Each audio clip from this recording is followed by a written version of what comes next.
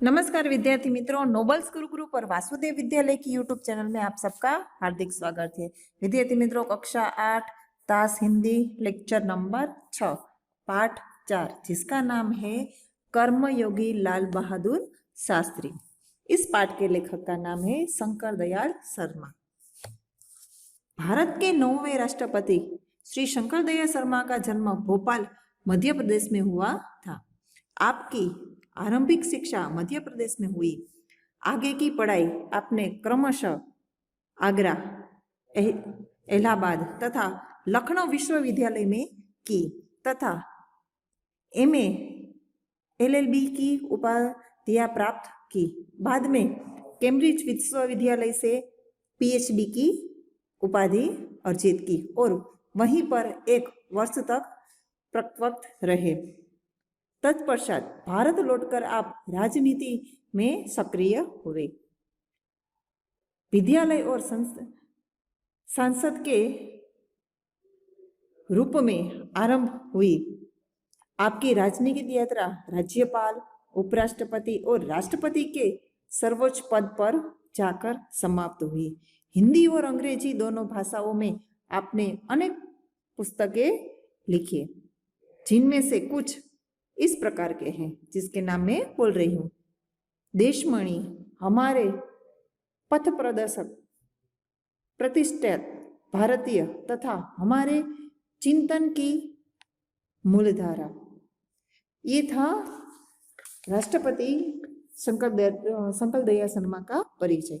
अब इस पाठ में क्या आता है वो मैं थोड़ा आपको बताने जा रही हूँ। कर्मयोगी लाल बहादुर शास्त्री रेखाचित्र में लिखित शास्त्री जी के व्यक्तित्व का विश्लेषण किया गया। रेखांकन के चित्र में मतलब कि उसके जीवन के बारे में इस पाठ में बताया गया है। कहते हुए यह निष्कर्ष प्रस्तुत करते हैं कि आपने कर्मठता के गुण के कारण लाल बहादुर शास्त्री एक अति सामान्य परिवार से उठकर देश के प्रधानमंत्री पद तक पहुंचे। वे कर्म को ही ईश्वर मानते थे। कर्म के प्रति अटल आस्था एवं संपूर्ण समर्पण उनके जीवन विकास का मूलधार है। इस इकाई में संभावित मूल्य समर्पण, भावना, कर्तव्य निष्ठा, कर्मष्ठा ने सेवा। तो आगे मैं इस पाठ के बारे में आपको बताने जा रही हूँ। शास्त्री जी के नाम के साथ कर्मयोगी विशेषण जोड़ना बिल्कुल उपयुक्त है, क्योंकि मुझे तो उनका सारा जीवन ही कर्म से भरा हुआ मालूम पड़ता है। शास्त्री जी सामान्य परिवार से उठकर देश के प्रधानमंत्री के जिस महत्वपूर्ण पद तक पहुंचे, उनका रहस्य उनके कर्मयोगी होने में ही छिपा हुआ है। लाल बहादुर शास्त्री सामान्य परिवार में जन्मे थे और देश के प्रधानमंत्री वो बने थे। तो उसके पीछे का उसका क्या रहस्य है? तो कि वो कर्मयोगी थे, कर्म को करने वाले व्यक्ति थे।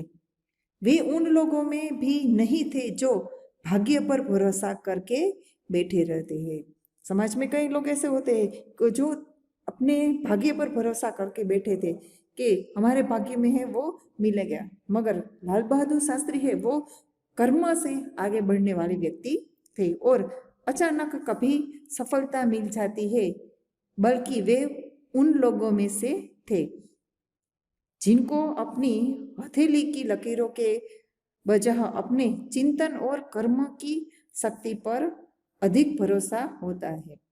लाल बहादुर शास्त्री से वो उन लोगों में थे कि अपने हथेली की लकीरों पर भरोसा नहीं करते, बल्कि वो कर्म करके आगे बढ़ने वाले व्यक्ति थे और वे क्रमशः अपने जीवन का रास्ता बनाते हुए आगे बढ़ते हैं।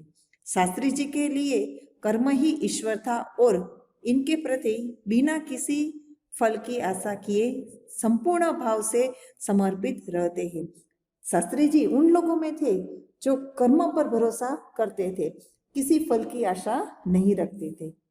यहाँ तक कि जब भी उन्हें फल की प्राप्ति के अवसर मिले, तब भी उन्होंने उस ओर हमेशा उपेक्षित दृष्टि ही रखी। कोई काम ऐसा होता जिसमें उसको फल मिलने की आशा थी, तो उस पर वो कभी ध्यान नहीं देते। उनका जीवन दर्शन गीता के निष्कर्म कर्मयोगी का प्रतिरूप था। इसलिए मैं समझाता हूँ कि उन्हें केवल कर्मयोगी के वजह निष्काम कर्मयोगी कहना ही अधिक उपयुक्त है।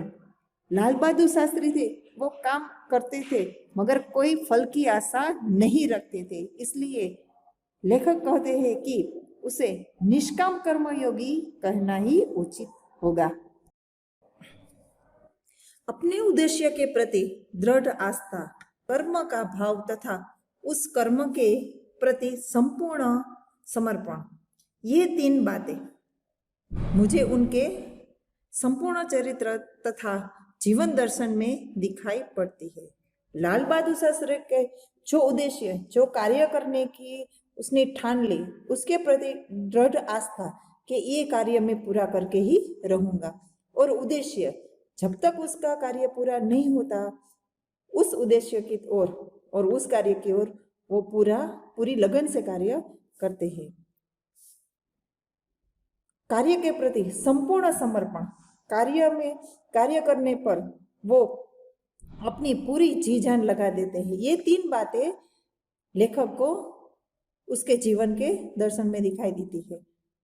अपने एक भाषण में उन्होंने इसी तरह के विचार व्यक्त करते हुए कहा था, यहाँ तक कि भले ही आप राजनीति क्षेत्र का, सामाजिक क्षेत्र या किसी अन्य क्षेत्र में कार्य करते हैं, लाल बहादुर शास्त्री ने कहा है कि आप कोई भी क्षेत्र में, राजकारण हो, सामाजिक हो या कोई भी क्षेत्र हो, उसमें कार्य करते हैं, यदि आप उसमें सफल होना चाहते हैं, उनके दायित्वों का पूरी तरह से निर्वाह करना चाहते हैं, तो आपके कार्य और समर्पण तथा भक्ति और कर्म में समन्वय होना चाहिए। जो कार्य करते हैं और समर्पण में समन्वय होना चाहिए, कार्य के प्रति पूरी लगनता होनी चाहिए।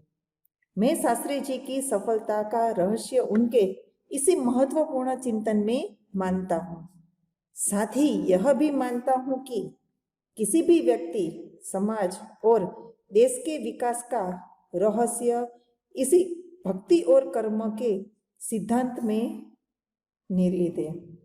लाल बहादुर शास्त्री जी मानते हैं कि व्यक्ति, समाज और देश, उसके विकास का रहस्य क्या है? तो भक्ति और कर्म। अपने काम के प्रति भक्ति भाव प्रकट करे और कर्म करे, ये सिद्धांत में आगे देश को ले जा सकता है। शास्त्री जी का संपूर्ण जीवन श्रम, सेवा, सादगी और समर्पण का अनुपम उदाहरण है। अनुपम मतलब कि अनोखा उदाहरण है। उनके ये युग केवल उनके कार्यों और विचारों में ही अभिव्यक्ति नहीं पाते थे, बल्कि उनको देखने से ही इस सभी भावों का एहसास हो जाता है। लाल बहादुर शास्त्री को देखते ही उनमें जो भाव रहते थे उसका एहसास हो जाता है, मतलब कि दिखाई देते हैं। उसके अपने व्यक्तित्व में विचारों का अनोखा समन्वय था। वे जो कुछ कहते थे वही करते हैं। लाल बहादुर शास्त्री जो कहते हैं वही करते थे। जो कुछ भी करते थे वह एकमात्र राष्ट्र भाव की भावना से प्रेरित होकर करते थे। लाल बहादुर शास्त्री देश के प्रति उसकी भावना थी, उससे प्रेरित होकर वो कार्य करते थे। मुझे लगता है कि यह उनके चरित्र की एक बहुत बड़ी विशेषता थी, जिसके कारण देशवासी उन पर इतना अधिक विश्वास करते थे और उन्हें चाहते थे। लाल बहादुर शास्त्री के इन्हीं कर्तव्य भावना के लिए देशवासी पूरे उन पर अधिक विश्वास रखते थे और उन्हें चाहते थे। पंडित जवाहर नेहरू की समृद्ध राजनीति विरासत को संभालना और उसे आगे ले जाने का काम कम कठिन नहीं था। पंडित नेहरू की समृद्ध जो राजनीति फैली हुई थी उसको संभालना और आगे लेकर जाना ये कठिन कार्य था, लेकिन देश ने उस समय यह साफ साफ देखा कि उन्हें संभालने की ताकत शास्त्री जी में ही थी। नेहरू जी के बाद इस उनकी राजनीति को संभालने की ताकत किसमें थी? तो लाल बहादुर शास्त्री में वो ताकत थी।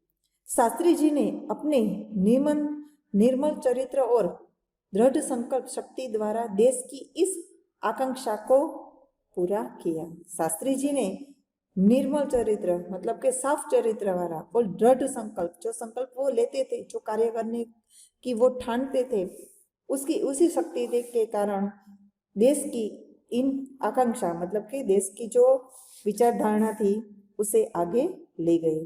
शास्त्री जी की एक सबसे बड़ी विशेषता यह थी कि वे एक सामान्य परिवार में पैदा हुए थे। शास्त्री जी जो थे वो एक सामान्य परिवार में जन्म हुआ था उनका। सामान्य परिवार में ही उनकी परवरिश हुई और सबसे वे देश के प्रधानमंत्री जैसे महत्वपूर्ण पद पर पहुंचे। सामान्य परिवार में ही उनकी परवरिश हुई और वो आगे जाके प्रधानमंत्री जैसे महत्वपूर्ण पद पर बैठे। तब भी वह सामान्य ही बने रहे। प्रधानमंत्री बनने के बाद लाल बहादुर शास्त्री सामान्य ही बने रहे। विनम्रता, सादगी और सरलता उनके व्यक्तित्व में एक विशिष्ट प्रकार का आकर्षण पैदा करता है। लाल बहादुर शास्त्री के व्यक्तित्व में विनम्रता और सादगी थी, वो उसका आकर्षण देते थे।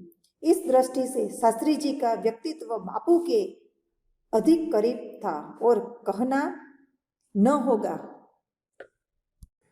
विद्यार्थी मित्रों, इस पाठ का आगे का भाग जो है वो मैं आपको नेक्स्ट लेक्चर में समझाऊंगी। नमस्ते।